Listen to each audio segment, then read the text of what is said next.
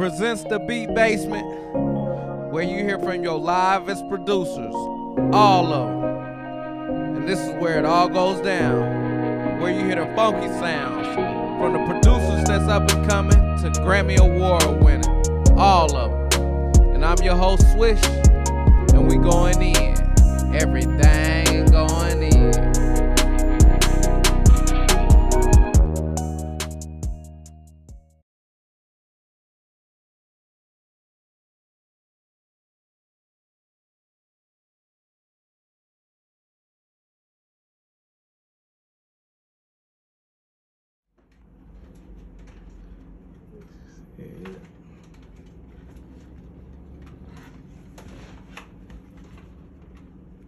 That's my first time using these lights, Man, I forgot my damn light phone, but I think I can use the light from this phone. Yeah, for sure. So what is this right here, bro?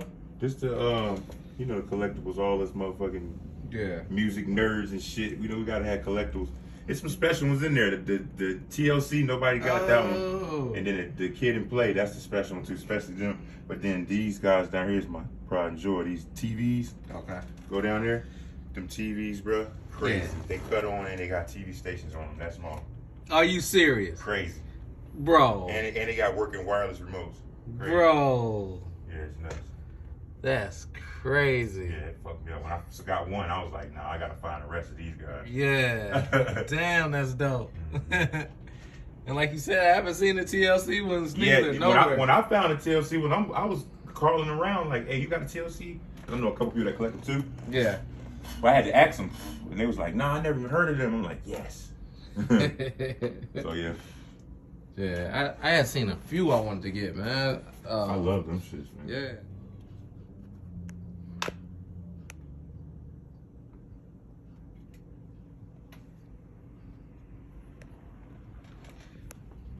And then you got the mini cigarillos down there. Yeah, it's going crazy. It's a lot of them, but I got way more than that. That's really actually a smaller part of the collection.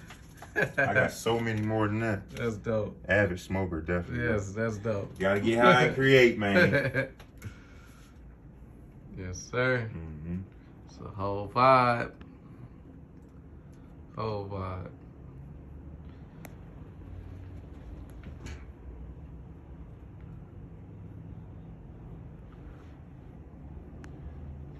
Well, on this episode, we got that boy, man. He's been cooking up the hottest stuff in the city, man. I'm telling you, he's blowing up. He's steadily cooking. He's steadily moving and grooving and juking and moving.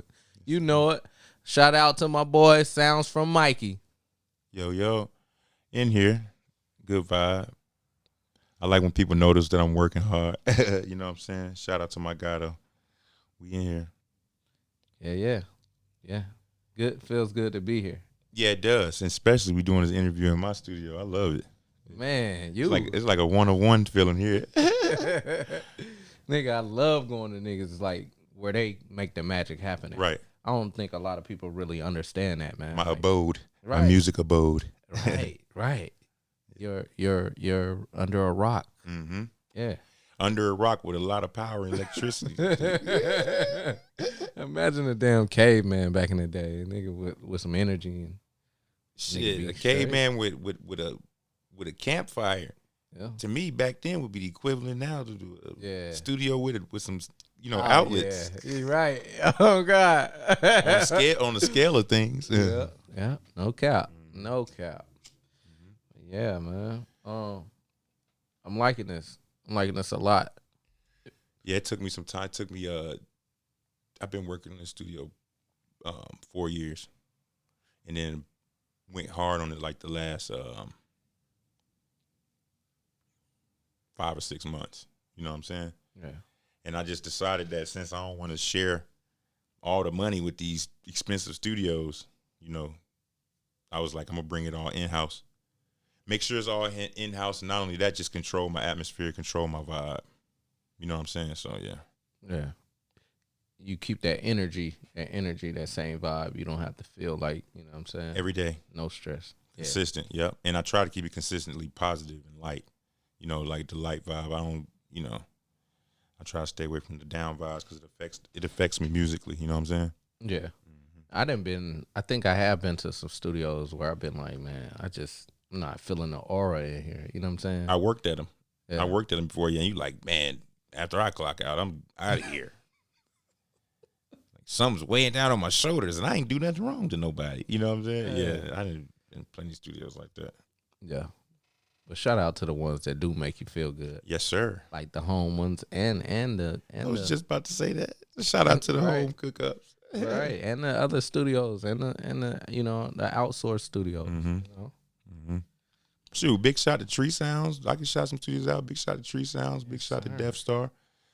My niggas, House. the owners at Loud House, them my homies. I put them into some of the studio vibes. Yes, we sold them our first studio to make them start buying studios. So then the home team, shout out to 11th Street. They still good. Patchwork too. It's some. Yes, sir. You already know good. Patchworks. Yeah. They solidified in the city. Yeah. Sound Vision. Shout out to Sound Vision. Yeah, Sound Vision. Yeah. It's some good ones out there. I'll tell you that. Yeah. So we need to. Yeah, I guess we need to keep them, you know, uplifted so they don't be like the daggone mortuary studios that I worked in. Facts. No cap. None. So, for the people that can't see, just the listeners, man, I noticed that you have a collection. Tell us about your collection. You talking about these cool little toys? Yeah, man. Dope. I'm an avid collector of, like, I call them toys, but they're really not just toys. They're actually collectibles. Some worth money, some not. Some I'm proud of, some I just got because it was right there at the right time. But when I really finish up a studio, I'm gonna get enough collectibles to where I can make a epoxy collectible wall, where they're epoxied in the wall. Oh, where you can't grab them more. They're inside the wall, and they won't shake off the ground, and they're gonna stay floating in position. Oh, okay, I'm doing that. That's dope. I never seen it. I'm doing it. Me neither. I'm doing it. And I love a dope ass studio. That's the thing. The more cosmetic it is, the more like welcoming it could be. Yeah. That might be the one thing that make the person come back and book it for a year. Right. I don't know. Right. No, you're right. Because I mean, just the equipment and the contour of it, or that just don't do it. Enough. That's why now people don't buy those big boards no more. People don't, it's a few things that changed up in studios. Now they're going more into the lighting and the cosmetics, like I was saying. So even sitting down as they rap and stuff like that too. Yep.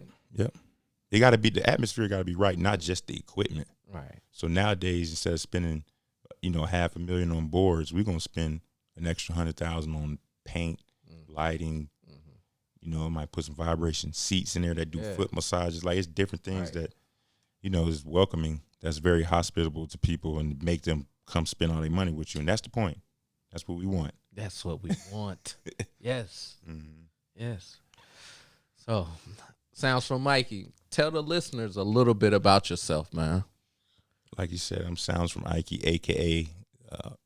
Used to be known as Ikey Boy. That's what everybody in Atlanta that been knowing me is known as. I came to Atlanta with my family from Germany in 1999. I already was doing live music. My mom's a pastor, so I always, I'm a church boy. I came from that. That's like the original roots of me as a church. At the time, I was really like a drummer.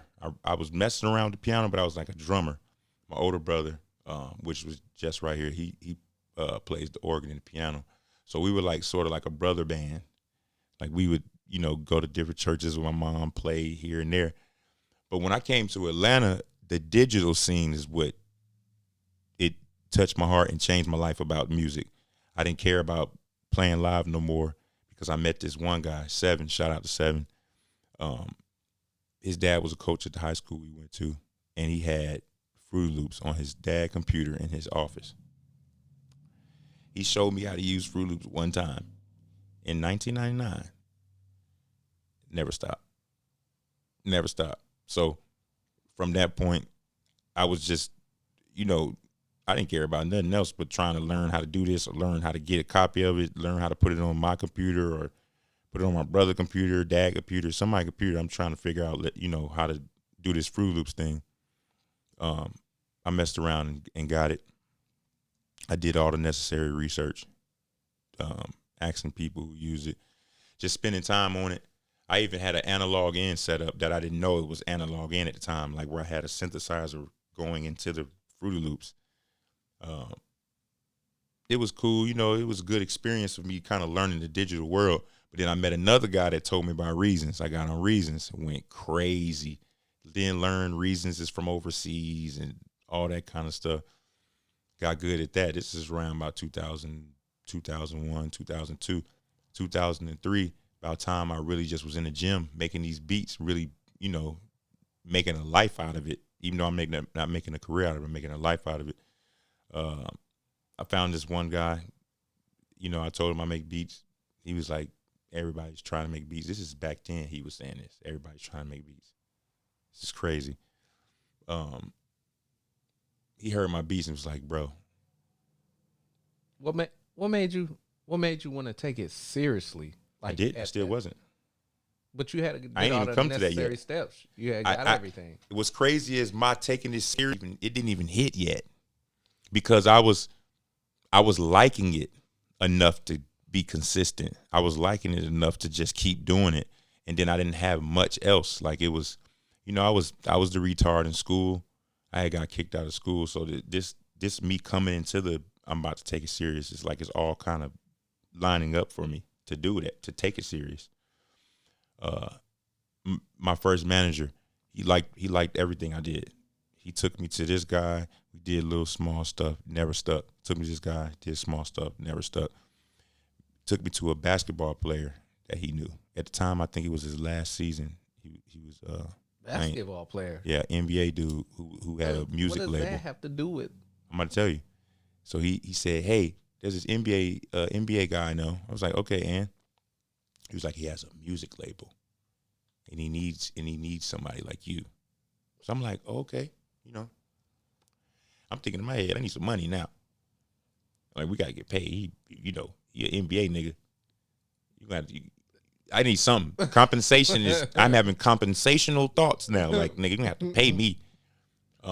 Still not taking it seriously. Still not taking it serious because I didn't understand.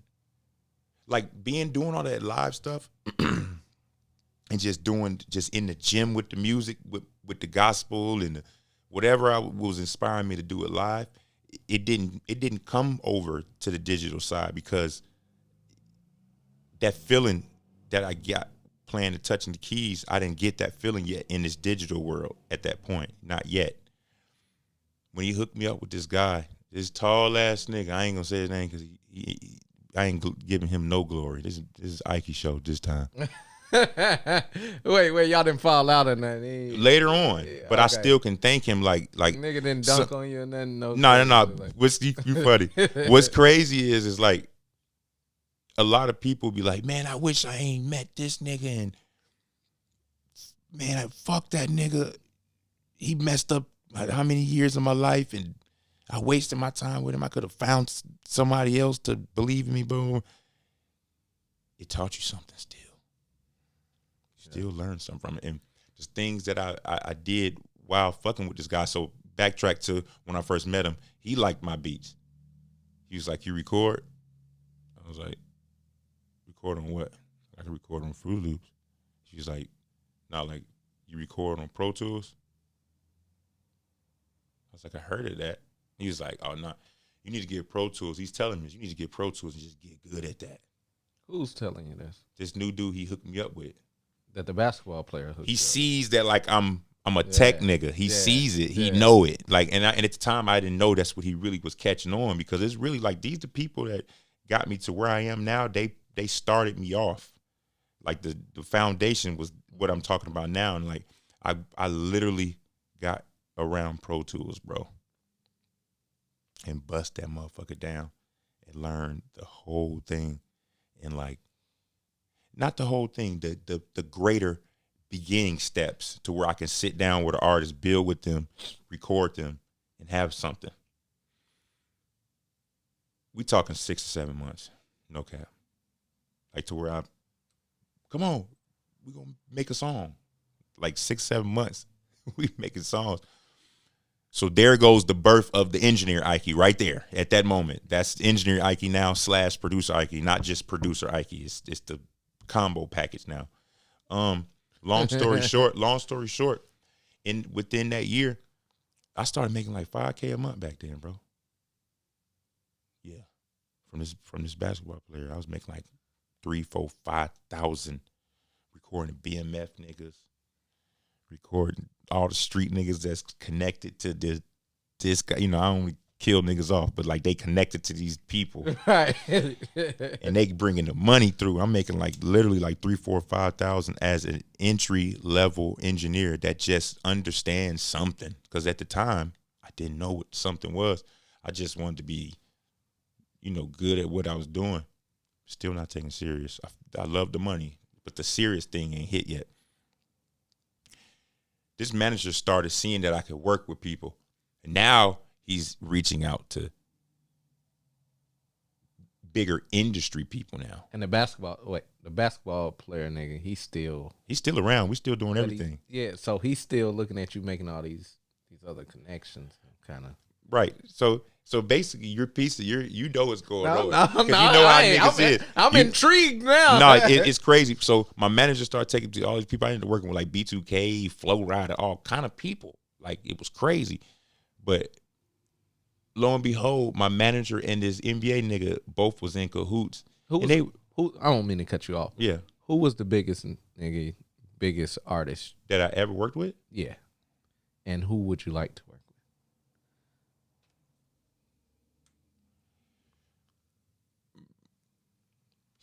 Lil Baby, the biggest artist I ever worked with. I got to work with Doja Cat, bro. She's like high up my to work with list. Like my bucket list, Doja Cat's like one. Okay. She's sharing one type shit with she's sharing one. She might be sharing one with 2 other people, but Bruno Mars, nigga. Okay. We'll come back to that. Yeah. I just wanted to throw that in there. Them the ones. Doja and Bruno, they you know. Because I hear you working with all these people. Yeah, I have B2K. And yeah, stupid experience because you know back then producers, if you did R&B, you were on to something. As a producer, if you can press chords and put, you know, ain't no goddamn splice and all that shit back then. Ain't no arcade. Ain't no splice, ain't no arcade, ain't no what's the other one niggas be used? The other loops, whatever. But anyway, it wasn't none of that back then. So you had to really touch the keyboard. You had to do something on that motherfucker, or find the nigga that you want to work for hire to touch the keyboard and put the melodies and the progressions together and shit like that. I did that because I understood that before digital music. So at this point now, I'm putting the glue together like, damn, really I can just do the church chords and put a nice 808 bass line. I'm figuring this type shit out now. Like I'm figuring out like what these niggas actually like. You know, you see what I'm saying? So, but at the time I'm getting better at these plugins and the SSL. Niggas don't believe me. I was on Auto-Tune in 2000 and 2001. I was using it. That's why right now I can make anybody sing. Anybody. I was using Auto-Tune 20 years ago. Well, you hit the jackpot because everybody using it. Yeah. Everybody. I swear to God, on the heavens, I had Auto-Tune in 2001. So like the melodic things, like it started just growing and growing and growing and growing. So I'm figuring out really how to do this shit. You know what I'm saying? Yeah. 4 or 5 years later, you know what I'm saying?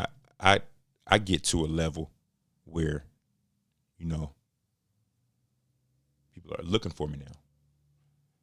You know, once I found out that I was being searched, that's when I started taking it serious. When I really started seeing that, like, I ain't got to really, like, of course I'm going to reach my hands out to get clients and network and shit like that. But when I started finding out niggas in Atlanta was like, I want Ike to record me or I want a beat from Ike or something like that, and I was like, oh, shit. Somebody listen to my shit for real and want that shit and want me to be a part of their music. That's when I was like, all right. Yeah. And at that time, I was on like Fruity Loops. I forgot what Fruity was on, and I was doing Reasons. I was going back and forth type shit. Which one is your favorite? Logic. What? I didn't even get there yet.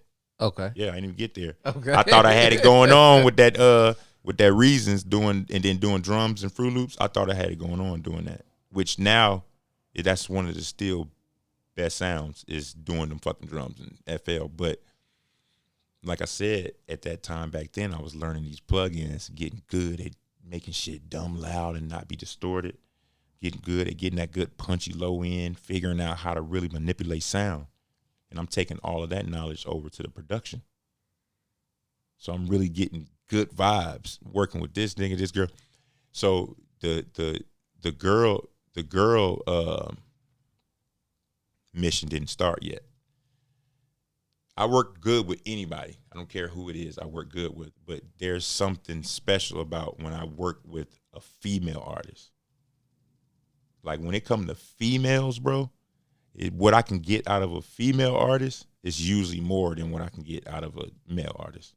And I don't know if it's because of ego, pride, anything like that. I don't know. Probably. But I'm good with female artists. So the basketball player had an artist. Shout out to her too. Frost, shout out. She's probably to this day one of the dopest female rappers in the world. Like, we talking about the dopest female rapper in the world for real. I put my money on her. It's a lot of them out there right now. Well, it's a lot of female rappers. Yeah, I'm about to say, and they dope, but yeah, we talking about, I would throw her straight in the lion's den with all the top. And she come out that bitch. And they hate on her because she that dope. But me and her did so many songs, so many vibes. Like, I made her sing a little bit here and there, and we did pop and R&B. And why you think she didn't make it? She's making it now. I mean, yeah. Because of that nigga. Yeah. Right. right. Okay. He was holding us all back, crazy nigga. Yeah. But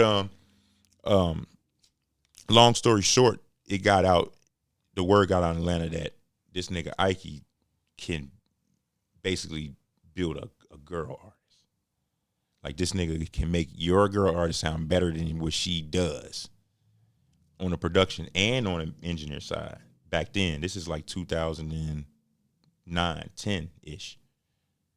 Send the girl to him. You at least gonna get about 2 or 3 songs. It's gonna be hard, type shit. Then I started, getting a little shit, like a song I remember I did. I created a sample out of a acapella Wayne that I found of Lil Wayne, and at the time it was my biggest fucking record that got yanked off the fucking internet. Lil Wayne, Rick Ross, and Gunplay. It was called Dat Kush. My biggest fucking record. Crazy for me. It was crazy. Yeah. Lil Wayne and Birdman was going through bullshit. Cease and desist, yanked it from everywhere. When I say this record was like, it was crazy, bro. Not all my beat too. Not that one that we heard. That Kush, like I'm George. Nope. It's like, it give you the feeling of like a Drake, Lil Wayne-ish song, but I put the Southern vibe on it. Yeah. So when Ross and Gunplay got on it, it was but first it was Gunplay first, because I was in the studio with him. I was in the studio with him a lot. Shout out to Gunplay. Shout out Gunplay. Hell yeah. MSG. I was in the studio with him all the time. We talking every day. And I made this beat. He heard it. He liked what I was doing. But when he heard it finish, he was like, let me get that. Because Wayne, and I got a big bouquet of Mary Jane flowers. Mary Jane flowers. So I made a hook out of that. Oh. And then on the second part, that Kush. Like, I sampled like a DJ and put a stupid beat on. We can play that motherfucker. It's stupid, right? Is that because you like to smoke Kush? That has a lot to do with it. I ain't mean to throw that. I ain't gonna lie, I'm definitely a cheaper for sure. But no. Long story short, Gunplay got around Ross, and Ross was like, let me get on it. He jumped on it. Nigga, Ross sent the shit to Wayne, bro. Wayne jumped on it.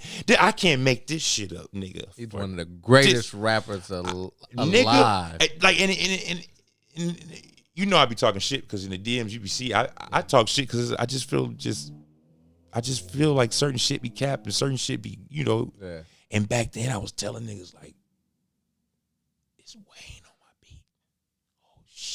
So niggas now be like, I got Lil Wayne on track. I'm like, damn, I had Wayne on one when he was in the prime. Yeah. Jesus. that nigga Birdman was like, nope.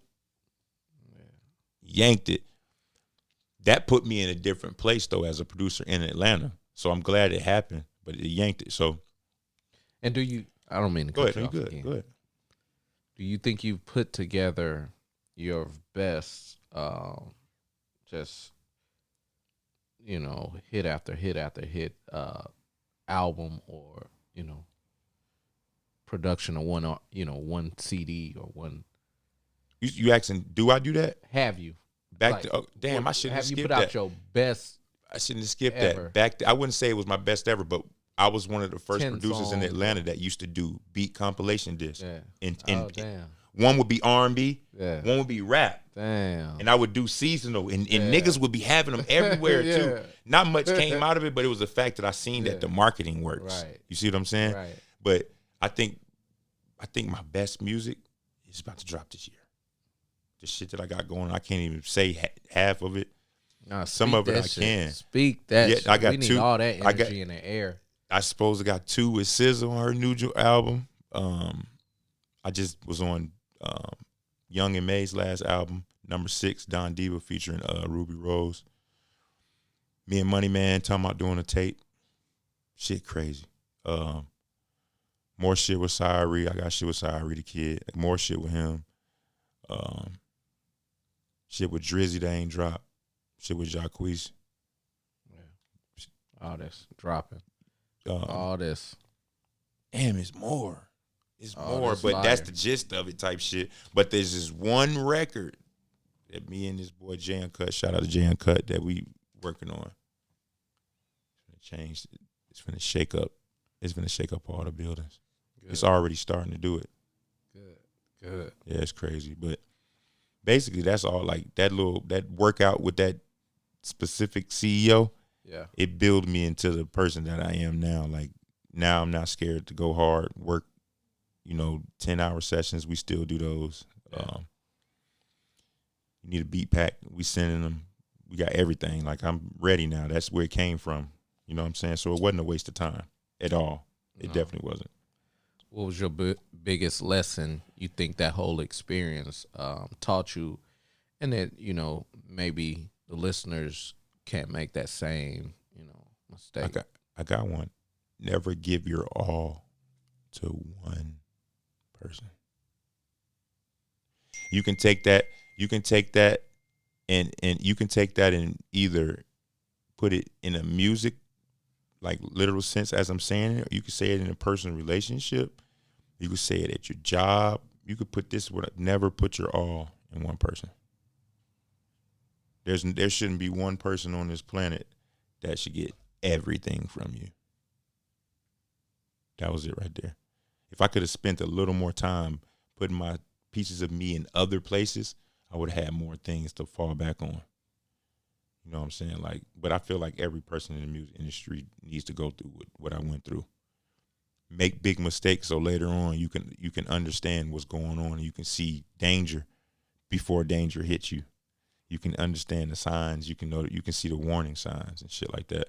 So I feel like people have to go through certain things so they can understand and so that discernment can be built too. So it's like it ain't a waste of time to be a fuck up.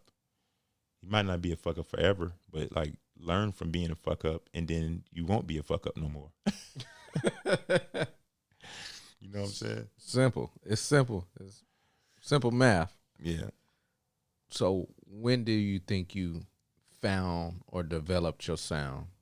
Like, how did that come about? I think I developed my sound like 3 or 4 years ago. I did a lot of mixture of genres and emulations. And I use the word emulations because I'll emulate like I'll play something and be like, I'm gonna make this type beat.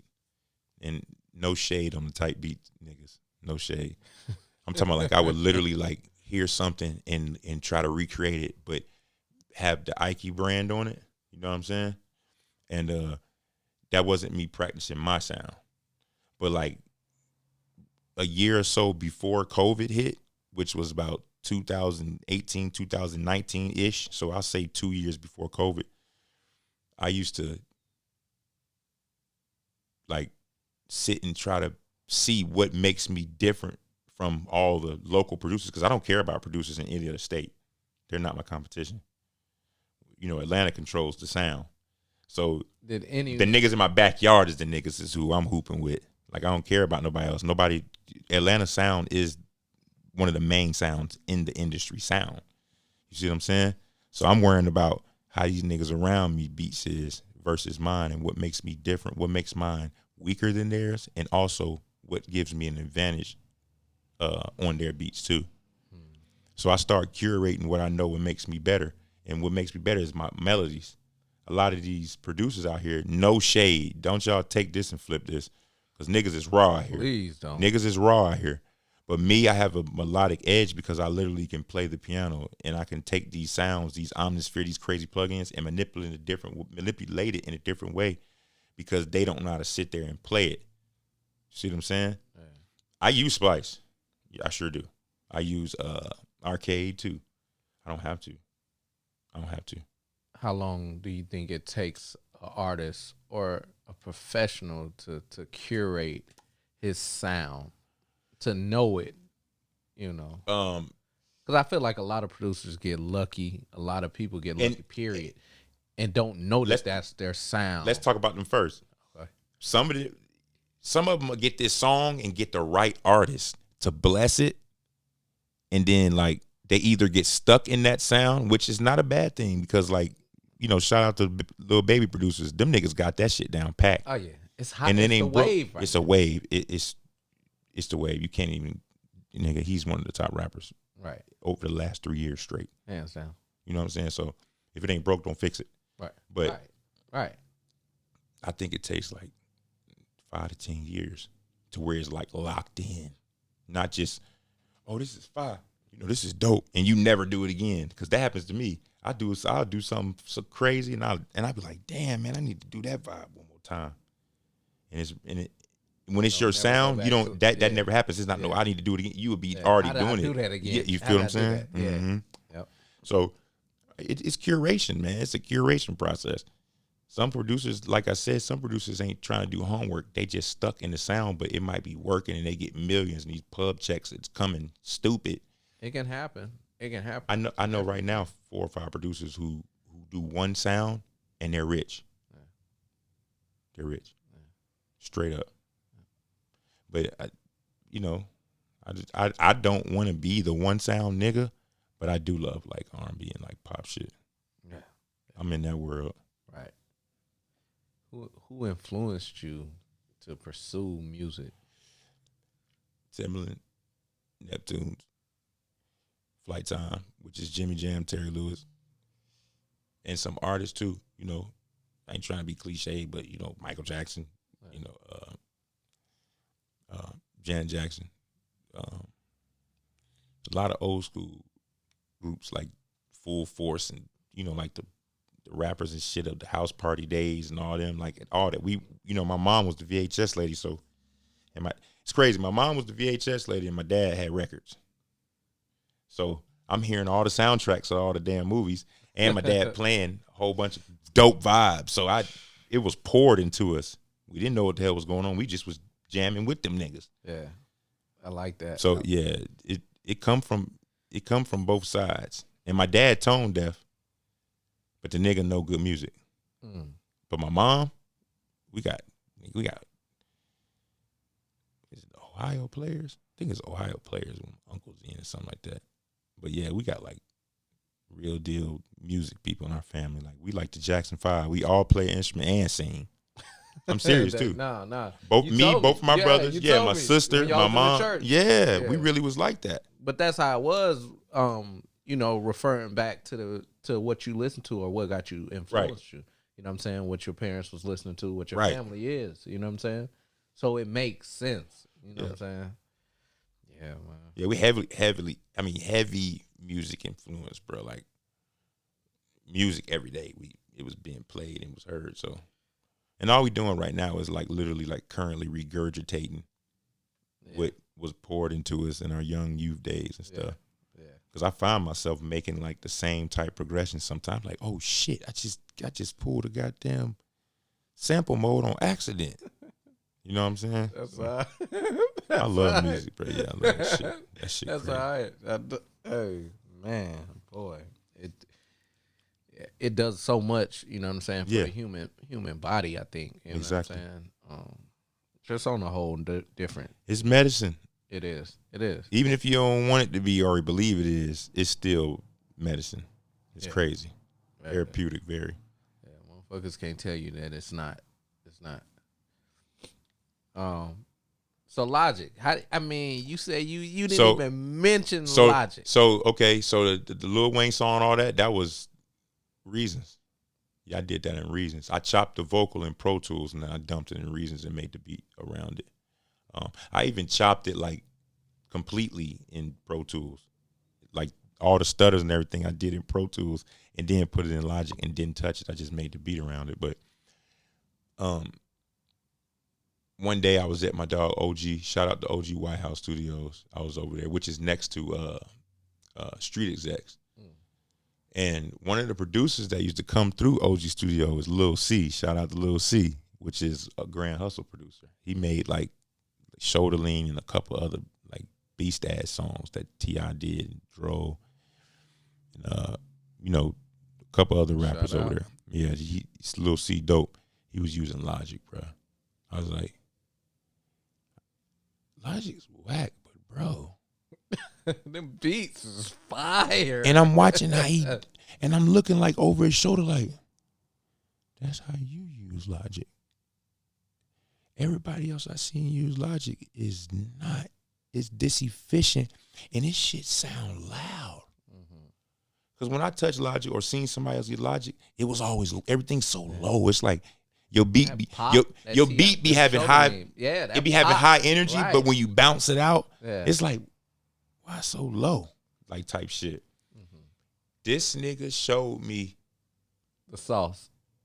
Easy little vibes. Before I started digging into Logic and finding out all kind of shit, he was showing me them small, quick little, let's dive straight into the music. And how you do it is, if y'all use Logic, listen to this. Don't use any samplers for drums that Logic has. Stock. Use Contact. Y'all heard it here first. Contact. Put your drums in Contact, and you'll get the full level vibe like an MPC. And he said it just like that to me. And I was like, it can't be this easy. I have Contact. I went, put a kick in Contact. The kick sounded like how it sounds with the natural wave. Because Logic be on that bullshit. You play the fucking kick outside the program, and it's boom, oh, juicy. You throw it in the fucking Logic sampler, like for drums that Logic have, it'd be like. So you put it in Contact, you can make it harder than a boom outside. Like you can make it get that real MPC full level feeling, which to me is the best velocity feeling is the MPC. Put it on full level, your shit smack. Everything coming in dumb hard. Ain't no soft nothing. You know what I'm saying? Then when I said that was a dope thing, I mixed in my mixing techniques that I've been learning over time in Pro Tools because I have the same plugins in Logic that I do in Pro Tools. So I'm putting in, CLA 78s on my shit and mastering plugins and shit. Like my beats, niggas to this day be like, bro, you did your drums in Fruit Loops. I be like, no, I did not. I did them in Logic also. Like so once I seen that how to get the loud drums, I just started really just figuring out the shortcuts, figuring out just the what you call it, the workflow on there. I started making better templates over time, so I could, when I start a beat, I'll show you, a little later on, I could jump straight into a beat. Like it don't take much time for me to really just get a beat going. We talking like to me like the Ruby Rose beat. The Don Diva, Young and Maybe 30 minutes. 30 minutes. What was you doing? Did you know that was gonna be her beat, or and before you answer that, okay. What's your favorite sound? What's your sound? What's your the sounds from Ikey sound is the thick low end with melody top lining. Okay. I always find like the sweet spot of melody without it being overboard, but never neglecting the low end. I never neglect the low end. Because a lot of them pretty keyboard playing ass niggas, they don't have that gritty ass low end because they ain't put time into that. Yeah.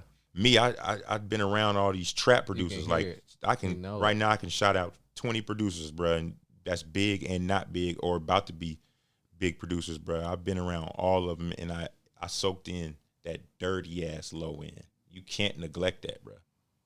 If you neglect that, you're not gonna really get too far, especially with Atlanta being the leading sound, which is low end everything. So,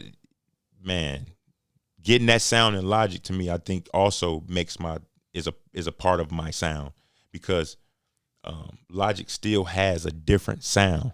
Like even though my shit be loud, it's still a different clarity level. Logic's different from Reasons different from Fruit Loops, and then to be honest with you, Ableton got the best sound. I just don't want to get into that. Like I don't feel like learning it. Ableton has. And how do you know Ableton has the best sound? You say how do I know Ableton has the best sound? If you don't get into it, if you just being collabing with producers that use it, and just being on YouTube, seeing producers use it and hearing how it sounds, it's just. It got an analog resemblance. It does. Like it has a sort of kind of analog distortion already built in on it. Yeah, bro. But I stuck with Logic because I flow, bro. That shit crazy. Like, oh shit, you done? Almost. Like, yeah, quick. You know what I'm saying? So. What was you doing when you made that beat for MA or any of I have this rule with myself. And if I'm cooking up with somebody that I really fuck with, I tell them, especially when we just start cooking up, I tell them, hey, let's not have the artist in our mind while we're making this beat. Let's just make a dope ass beat. I don't like to think about the artist while I'm making the beat because it kind of blocks a sort of kind of piece of your creativity when you thinking about the artist while you making the beat, so now versus you thinking about the beat. Yeah, to me, you're supposed to be thinking about the beat while you're making the beat. Right. Like this, what we're doing is supposed to be on your mind, not the artist. Yeah. So I don't get stuck in that. I might be like, all right, so Chris Brown wants some beats, so I'm gonna make sure it be melodic. Right. But I'm not gonna be like, I hope Chris Brown Chris Brown's gonna like these two chords. I swear. Like, nah, that ain't me. Like, okay, this is a Chris Brown pack. Okay, let's not even talk about him no more. We're just gonna jam. Yeah. And then the thing is like when you making a pack of beats, comes out. When you making a pack of beats, just see what comes out because it might not just be a CB. Motherfucking anybody. Drake might have been looking for beats. And the day you was making a pack for Chris Brown, one of them beats might go to Drake. I'm just saying this because I've seen this happen. And because you've seen them beefing before and niggas still. But maybe subliminally. Maybe subliminally. But I'm dead ass. You might be in this one vibe, but at that moment you might make a dumb, crazy vibe for a whole different artist, bro. You just don't know that because that ain't on your mind. You just trying to get out good vibes. And that's what I definitely do. I'm older, bro. I'm like, I don't like to waste time. I like to make some real like dope shit worthy of the time we're taking to do this. And let's fucking shop this bitch. Put it in somebody's email or Dropbox. You know what I'm saying? Damn, that's dope. Logic's it for me though. I'm not here to take anybody from Fruit Loops or Reasons, any of that, but I love Logic. You tell us a story about music that you'll never forget. A story about music that I never forget? Yeah. Like something that touched you or that you done been through. You done seen Michael Jackson before or, you know what I'm saying? Just anything. The Grammy experience was cool. I've been to the Grammys before. A lot of people ain't been to the Grammys. Hell no. Nah. I've been to the Grammys. It was 2011. That was 11 years ago. I've been to the Grammys. Being around them people in that creative vibe, bumping into Samuel Jackson, Conan O'Brien and shit like that. That shit was surreal. That's one of the definitely moments. Like we was going crazy. You know, I'm 37. I was 26 at the moment. I was. Oh yeah, living on top of the world. And nigga, what? Because you know, I started music. In '99. I was. I'm 38. So okay, we saying okay, cool. Yeah. So in that 2002, 2003, when I got the manager, started really like moving. I was like 18, 19. Ooh, been doing it. Swear to God, bro, had like 3 other real jobs that never lasted longer than a month. Cause music, bro, I just saw it. I'm not really good at nothing else, bro. Yeah. Not saying I'm a pitiful fucker, but music is where I excel, bro. Like this it. What would you be doing if you couldn't do music? Radio. Yeah. Radio. You got a good radio personality, man. People tell me this shit, and I be like, I knew it. Like journalism, right? You know, I gotta fix my teeth though. My teeth fucked up, but I would have did it back then, type shit. Yeah, but don't nobody give a fuck about that. Nah, it's a step. It's a step. It's niggas. When you everybody in the industry got look fake when you got rich niggas around you. They all got fake teeth. You know what I'm saying? All of this shit nice as fuck, fake as a bitch. Too white. So it's like I can't not have mine like that because all the influence around me. These niggas they done went to LA to get 20, 30K worth of nice shit, but I probably would live in LA and do radio, definitely. There's been people at the airport. Man, you got a radio voice. I'm like, man, this is my normal voice. But yeah, I had a podcast. Me and her, we had a dope ass podcast. It was visual and audio. We was going crazy. Why y'all stop? It's tough. Yeah, it is. It's tough. Yeah, it is. Like if you ain't got no team, it probably won't last. Right. It's really hard to see. What happened is, and this is not just about the podcast. This is music. This is everything. Mm-hmm. When you start putting forth effort enough to make people like it, now you got to work. Yeah, right. Now it's a job. Now it's another on top of what you have going on. I have a kid. Yeah, I'm a producer and engineer. Right. And gamer. And we got this podcast. At that time, I was doing all that. Where's your time? Where's your time going?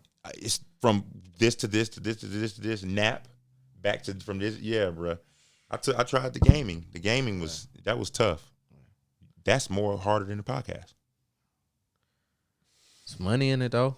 I was making a little bit. Oh man, I was making a little bit, but it just wasn't enough for me to keep the headache of having that. Right. Going from that to this. To this. Like, yeah. But music is it.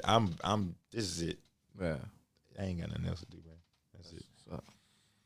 I know you seen what was it? The award show. Or I mean, not the award show. Super Bowl. Yeah. The halftime. Yeah. Tell me your thoughts on just producer wise what you think. Dre wasn't. Dr. Dre is in my top 10. He's not in my top 5. What? Yeah, no, he's not. Ooh. He's not. Why not? Big songs, respect him, love him, all that. But Scott Storch and people like that was the ones that was making him. I know. Yeah, come to find out. I knew it back then. And that's not to take. I really just found out within the last 10, 15, 10. Oh yeah, well same. So I never knew that some of those tracks was Scott Storch. We talking about not a collab. They were him. Yeah. But guess what though? Timbaland's in my top 5, but a lot of them tracks were Danger Hands. So that's how music goes though. Yeah. It's like that now. It was like that back then. Yeah. So, but Dr. Dre is like, I respect him as a CEO and like A&R in it. Right. Yeah, a mogul, because that's the tree of it. Yeah. He's special with finding talent, musically supporting the talent, getting them properly mixed, and all that stuff. Marketing. He's a guru in the whole consensus of artistry, music artistry. Mm-hmm. That's where I put him top 3. Right, I got. Now that's different. Like Diddy, keys or the beats. Diddy, Dr. Dre, and like Diddy and Dr. Dre in that Really? Conversation is like, Yeah. and then Jay-Z, I guess. Yeah, right. Those three I would put in top 3 mogul, right? They can make. But if we break rap down, I wouldn't put Jay-Z in my top 5. I don't listen to him. That's just not my vibe. Right. And then in producer, I don't, he in my top 10. He's probably hovering around the 6, 7 type shit. But I just don't, but as a mogul, he's hard. He's untouchable. He's crazy. He's crazy. That whole halftime show, I had chills. Yeah, me too. I had chills. Me too. And Snoop gang banging and they accepted it. Like, right. This shit is like different. People don't understand what they really were looking at. Right. You wasn't just looking at Dr. Dre and his motherfucking minions out there doing them songs he produced. It was a crip walking in there. It's a lot of things going on. It's black power going on. Yeah. It's good music going on. It's gang banging going on. It's Dr. Dre really like Black history. Like, it's really him. American Look, history. watch this though. It's Dr. Dre really about to retire. That was his like going out with a bang thing. Yeah. Checklist. I did the Super Bowl. Right. I'm good. Like that. It was a lot. Solidified it. What? That solidified it. What other producer did that? Dude, think about Not it. that I know. Because I was telling my homie the other day, I was like, "Hey, bro, do y'all realize Dr. Dre did something that I don't think other producer's gonna do? Yeah. No other producer's gonna do that because they're not a mogul. They're just a producer. Diddy would probably almost get that opportunity, but Dr. Dre had Eminem, 50, and all them niggas side by side. Diddy had everywhere. The Maces and but no offense, shout out to Mace, nigga. But shout out. This nigga Dr. Dre this nigga's up. Yeah. So it was big. That was big. Shout out to Mary. I was at my nigga OG house. Shout out to Mary. I said they gotta bring 50 Cent out. They talking about some 50 ain't on the That's roster. I said I bet you. I swear to God he gonna be. I know. And the nigga was hanging upside down. Yeah. Oh, that shit was raw. I had the chills, bro. Yeah. I had the chills, bro. Yeah. When they gave that lineup, I said 50 gotta be there. It's a shady aftermath thing. Yeah. He has to be there. And he's that big of a mogul where it was like, okay, maybe he won't be here because he got so much going on with power and all this other stuff. Dr. Dre has 2 artists that did Diamond on an album. 50. They both were the intro albums, and M and 50 did 10 million on their first album. And Kendrick Lamar, I was like, him and Kendrick you know why he got to be in there. Him in the game, I could have felt like they could have. You know why Kendrick got to be out there? That's the best rapper Dr. Dre ever had. Okay, he got to be there. Okay. Do you think he's better than him? Yeah. I didn't say he can rap faster, but he's better than him. Right. Seriously. Yeah. Kendrick cut from he's different. I used to call him one of one until this nigga out the east side of Atlanta came out. JID. JID. Yeah. That nigga's like cut from the same musical cloth as Kendrick. I haven't heard of him. That nigga raw. Look up JID. JID. You did some stuff for him? No. Met him. I gotta work with him. But and what's crazy, ironically, I've been like off and on making the kind of beats he like. He like trap beats, but with an Aki musical type of bounce in it. And I be doing that shit sometimes. So whenever anybody know who JID people is, y'all tap me in with them. I got a pack for that motherfucker right now. On go. Yeah, right now. Straight up. When your mark gets said, go. Out of here. Yeah. What I was gonna say to you? I was gonna say something to you. It done slipped my mind, man. We all over the place with this, man. But thank you for this time that you have been giving. Oh yeah, definitely, bro. You know what I'm saying? It's dope. I appreciate you, man. Even offer the interview. That's so dope, bro. I love letting people know what I got going on, and specifically what I got going on. But how I got here. I love sharing the vibes, bro. So appreciate it. Yeah, man. Yeah. What's your goals in 2022? Get all the placements that I can fucking get, but not only that, just meet new people. I consider myself a very social person, so I love meeting new people, and then getting that bucket list of artists knocked off, bro. Like I said, Doja, Bruno. I need more shit with Chris Brown It's a lot of Y'all them. hear that? Yeah, I need it. Y'all hear that? I gotta get it. Holla at Ikey. Shout out to the goat farm too. The circle of producers I'm fucking with right now. The goats, hey. Them niggas is lit.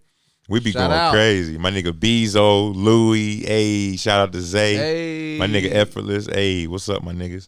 What it do? Yes, sir. Yeah. So what would you like to see more for producers? Do more genres of beats. That's all I complain about on Instagram. I'm like, damn, you trapped in trap. Try some other shit so you get some more money, man. Don't neglect what you do though. You know, like I tell my trap producers, you know, my homies, hey, don't stop making trap, but just consider making other stuff. Yeah. That leads to a lot of different things for these producers, especially the young ones. That's it. Just try other genres. You know what I'm saying? Yeah. If you was a za, you know, I heard y'all went live the other day talking about the word exotic. You know what I'm saying? Za. What would be the name of your za? Cause I know you like to smoke. You know what I'm saying? We like to smoke. You know, we just fourth quarter LeBron.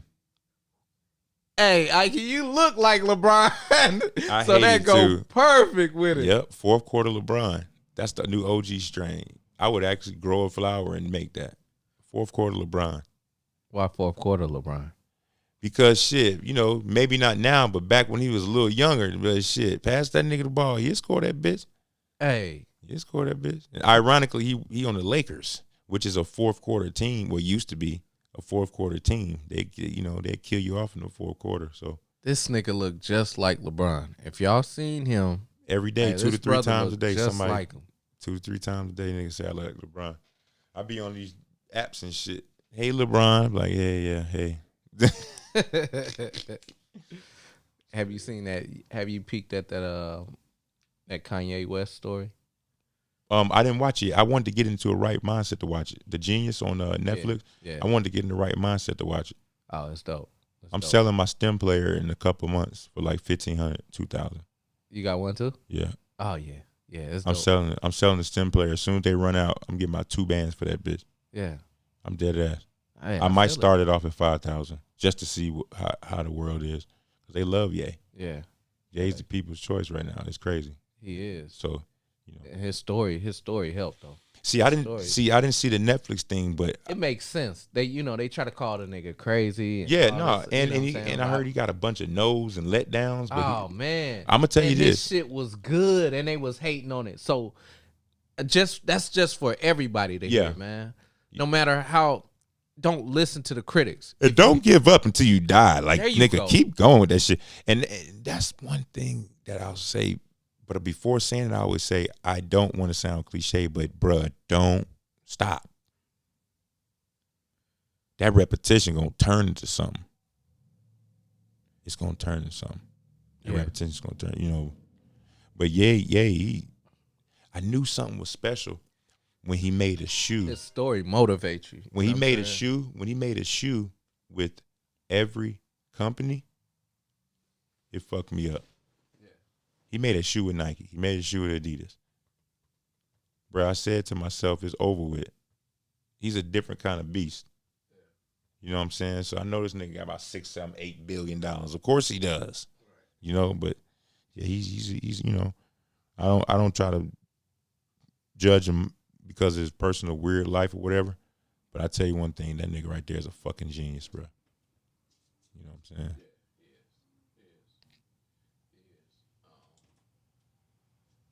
His story just motivates you. You know what I'm saying? Yeah, definitely. That's what it definitely does. It motivates people. You know what I'm saying? I'm definitely gonna take time to watch it though. You got to.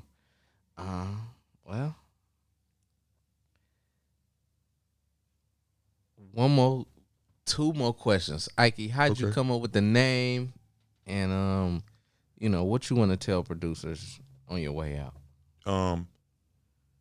My nickname. My name's Isaac. My nickname was Ike for a long time. When I was younger, when I started doing music, you know, I felt like Ikey Boy was something that was kind of catchy. So I was like, my name's Ikey Boy, and I started that whole Ikey Boy movement. But around 2012, Sounds from Ikey to me sounded like kind of like a catchy type of name. Because like literally the sounds are coming from me anyway. Like literally. Like on some pun type shit. But when I did that tag, which I put in a frequency to where it can go like, you don't have to mix it. It can go in any type of, it can stack on any type of frequency. Like I literally manipulated this phase. Like it phases from a certain frequency to a certain frequency. So I'll always hear it. Like you can turn it down, but some way I can hear this tag. Like I put science into my tag, but when I made my tag, I was like, yeah, I got to stick with Sounds from Ikey. So yeah, y'all can follow me on Sounds from Ikey, all platforms, everything. But the major thing that I like to tell producers, I don't hear a lot of people say this, but this is what I'll definitely like close with. Young producers specifically, make sure you keep trustworthy people around you. You want to have people that's going to tell you your shit's ass before you have ass kissers around you. Of course, some people ain't fortunate enough to have all real people around them, but figure out who they are and get rid of the fake ones, because those are the ones that's going to slow up the process, slow up the blessings and stuff. Because it's always the nigga next to you that's really hating on you the most than a stranger. You see what I'm saying? So learn how to keep more trustworthy people around you, and then you'll get there. You know what I'm saying? I forgot what rapper said it. It ain't about the speed, it's about the direction. That shit fire. It ain't about the speed, it's about direction. So just point yourself in the right direction, and if you're going slow, at least you're going towards the right way. Boom. That's it. I wish somebody would have told me that when I was like 21, 22. That would have had me, you know. So yeah. That's it. Y'all heard it here first, man. Sounds from Ikey. You know what time it is? It's the cook up. Time for the cook up. Yeah, that, man. Give these folks some of that. What we gonna give them? Some of that March Madness. We gonna give them some of that Black History Month. You know, we gonna give them that flavor, that sauce, that cook, that marinade. You know, that soul food. That's what we gonna give them people. Let's give it to them.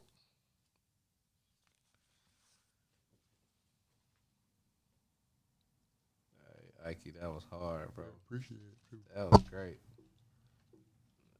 That's dope.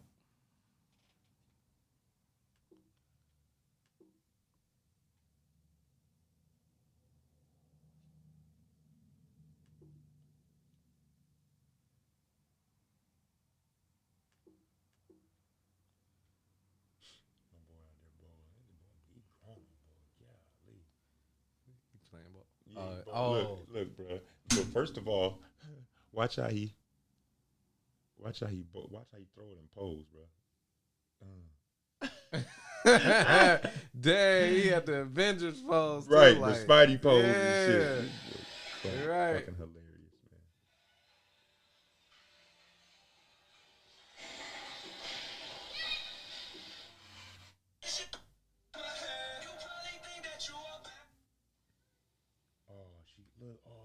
Look how little he used to be. That's crazy how big. Bring me the ball, Junior. That's crazy. It's crazy watching these kids grow up, man. Then now look at them. Jeez. Get that? Uh-oh. You gonna get it? Is it gonna bounce over? Hate that motherfucking song. I do not like her. Yeah. Who is that? Omeretta. Okay. Oh, wow. She got the streets talking right now. Yeah, she do. What song is that she got that they talking about? Where she talking about other side? Yeah, what ain't Atlanta and shit? That, I'm like, man, first of all, do you got niggas that want to fight with you? Because you really calling niggas out. Right. And it ain't good for your career. What do that mean, though? What the thing is, it's like, I understand. But everybody in Georgia reps the A. That's the thing. It ain't about like, really us not being in Atlanta. No, it's the fact that we're repping Atlanta, and you should want us on your team. Exactly. Because we're way in Fairburn right now. I can show you my ID. This is Atlanta. This is like South Fulton. I'm literally on the lowest. Wow. Yes, bro. But and I'm like, hold on, like you killing crazy. Everybody. Yeah, you killing can't the do that. Down there. And Cumberland Mall has an Atlanta address. You killing the vibe. Guess where she shot the video? Come on, Lamar. Cobb. And you talking about what's not Atlanta? That's hilarious. Girl, stop. I know. Yeah, it's a trip. Now she got everybody trying to do the challenge. Look. I'm not really with the girls rapping like niggas. Me It's neither. throwing me I don't off. like that era. I just don't like. I'm like, why era, you can't like, be sexy sounding? That's my thing too. You don't want to sound sexy. Right. And you don't even got to sound sexy. You don't want to sound like a woman. Right. Can you send me that live? No, it did that. What you call it thing? When it be a certain length, it doesn't let me download it. Dang. I was trying to get that bitch. I don't know what happened to my phone or why it cut off. But mine did the. Damn, I wish I could have screenshotted it. You know how it says it's a couple options, but the download video option, it don't be on it. When after I do like an hour, it doesn't do a download video. Swear I was sitting over trying to do that shit. That would have been dope. I can't believe it just cut off like this. It didn't even record the whole.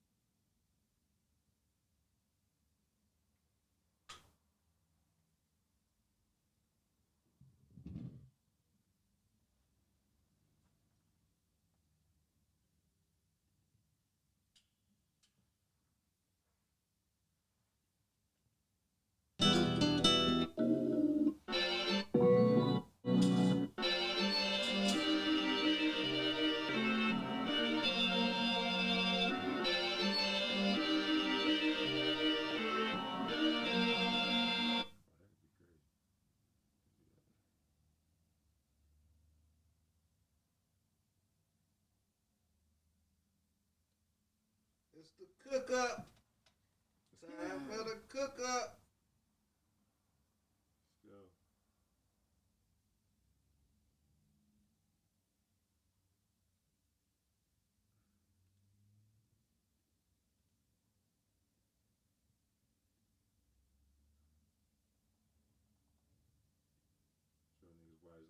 Straight, dog.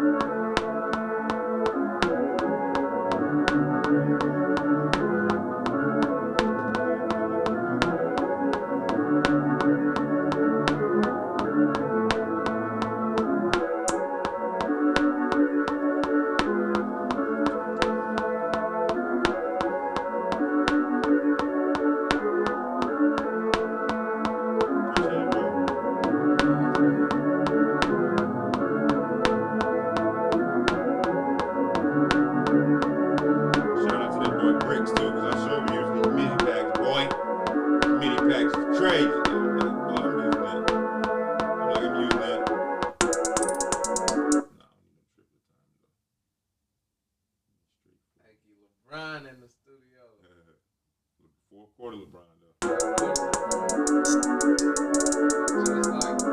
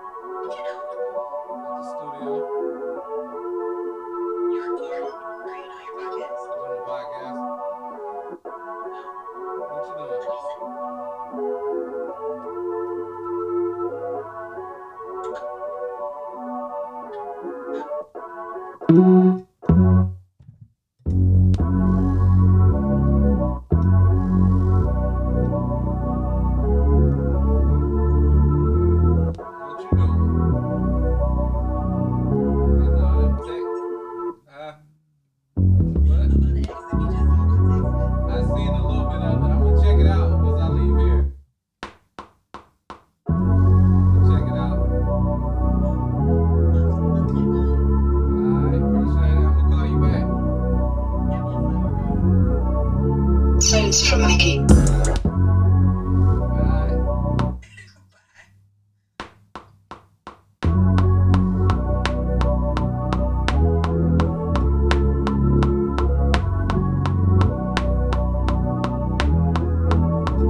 SoundSfromIkey.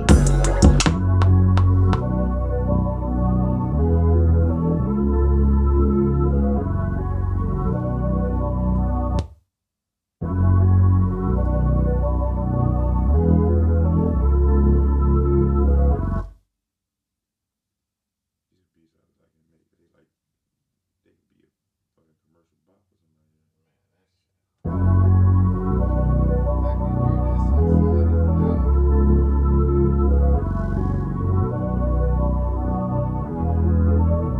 that. Sounds from Mikey.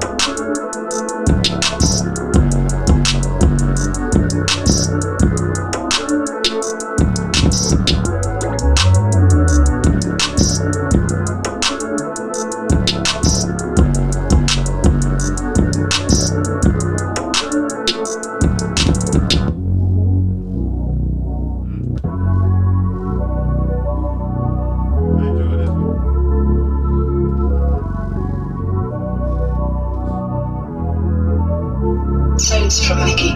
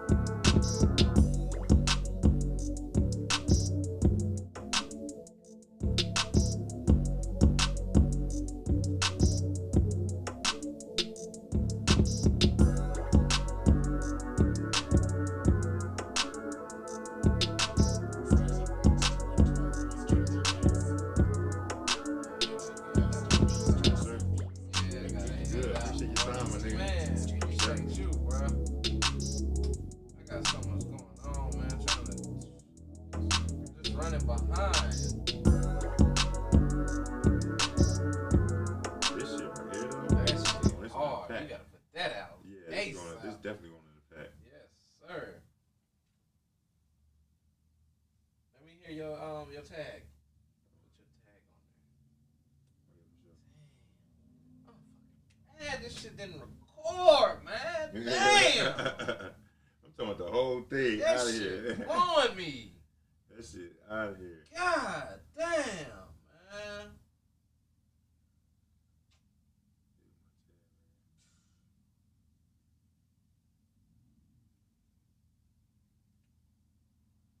SoundSfromIkey. That's it. It's a frequency suite. SoundSfromIkey. And we're going from, I think, like 5K to, I think, like 15K or something like that. SoundSfromIkey. So inside the beat, like it could be low, you still hear it. SoundSfromIkey.